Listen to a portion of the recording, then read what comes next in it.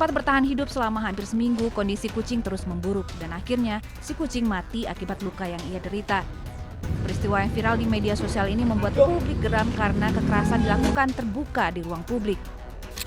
Polisi telah memeriksa pelaku dan hasilnya perbuatan pelaku masuk dalam tindak pidana. Dalam KUHP baru pasal 337 jelas menekankan bahwa menyakiti atau melukai hewan tanpa tujuan yang patut adalah suatu kejahatan. Pelaku bisa diancam penjara maksimal 1 tahun dan jika perbuatan itu menyebabkan hewan mati, maka ancaman pidana bertambah menjadi 1,5 tahun. Kasus ini menjadi peringatan kepada setiap orang bahwa kekerasan terhadap hewan bukan hal sepele. Hukum harus ditegakkan agar kekejaman terhadap satwa tidak terus dianggap biasa dan rasa kemanusiaan tidak semakin tumpul. Tim Liputan iNews melaporkan.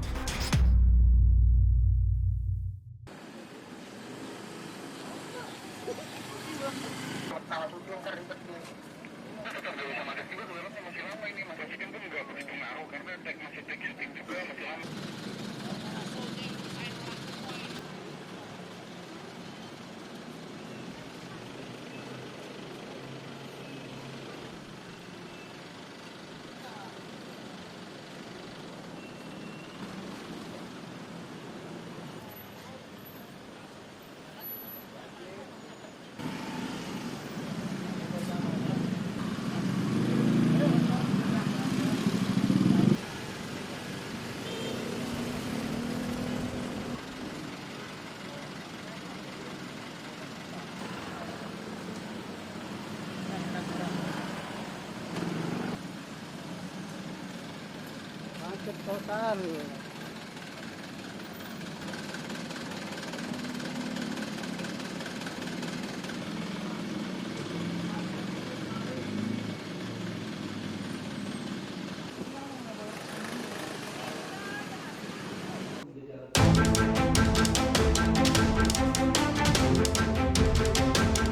Nadiem menjelaskan penentuan harga dan verifikasi produk dalam e-katalog merupakan kewenangan vendor dan LKPP.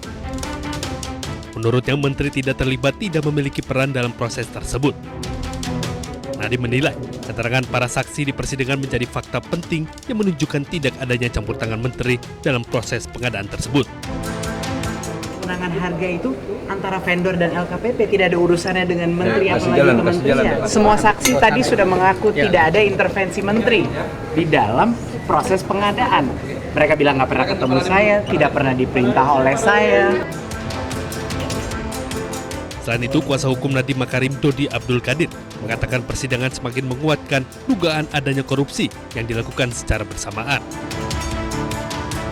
Hari ini terbongkar lagi, semakin hari semakin persidangan, semakin bertambah kenyataannya bahwa di jajaran di bawahnya Pak Menteri ke bawah itu sudah lebih dari 50 orang, ternyata mereka kalau meminjam dari istilah undang-undang itu korupsi berjamaah.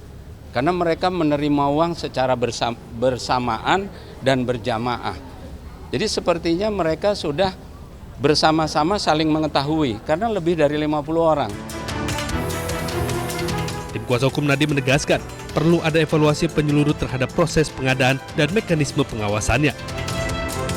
Mereka menilai fakta-fakta di persidangan harus menjadi dasar untuk menilai secara adil peran masing-masing pihak dalam perkara ini.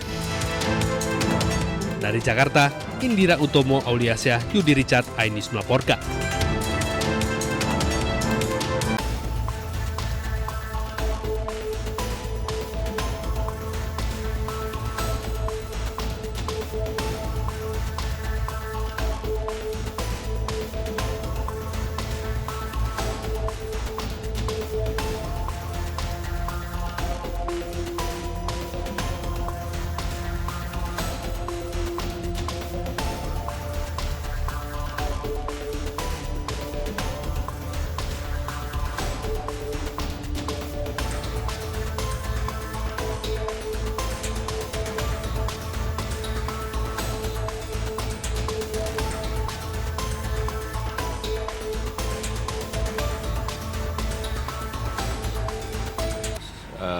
Terbitan dari notis ini kan, maka ini kan tentunya akan terbit ke seluruh negara-negara yang masuk dalam keanggotaan Interpol. Tentunya dalam ini kita tidak tahu pasti di keberadaan bersangkutan berada di mana. Yang jelas kita tinggal menunggu itikat baik dari negara-negara yang diduga keberadaan MRC di negara tersebut. Tentunya nantinya kita akan mempersiapkan juga, akan ada dokumen kan dengan terbitnya red notice ini ada dua hal.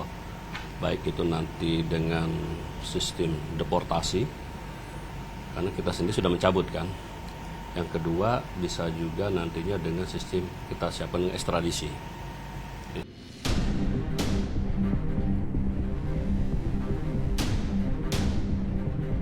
Setelah 4 bulan penyelidikan, pendakwah Bahar bin Smith akhirnya ditetapkan sebagai tersangka kasus pengeroyokan anggota Banser di Cipondok Kota, Tangerang, Banten. Penetapan tersangka oleh Polres Metro Tangerang Kota pada 30 Januari 2026 setelah penyidikan melakukan gelar perkara. Kasat Reskrim Polresta Tangerang Kota AKBP Awaludin Kanur menyatakan Bahar bin Smith akan diperiksa Rabu 4 Februari besok.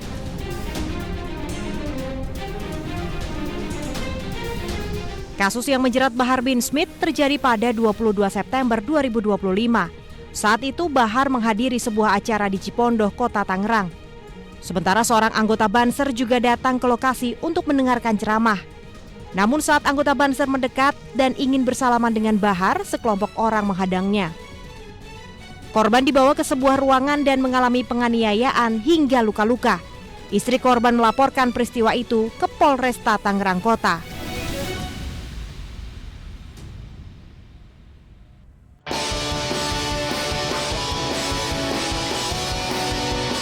Di tengah kondisi perang dan keterbatasan di Gaza, olahraga tinju menjadi salah satu cara bertahan hidup.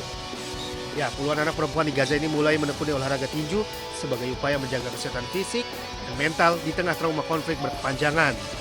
Latihan dilaksanakan di salah satu tempat pengungsian dengan fasilitas dan peralatan yang sangat terbatas. Tanpa ring resmi dan perlengkapan standar, namun semangat para peserta ini tetap menyala. Tinju menjadi sarana menyalurkan emosi, membangun ketahanan mental, serta menumbuhkan rasa percaya diri di tengah ketidakpastian.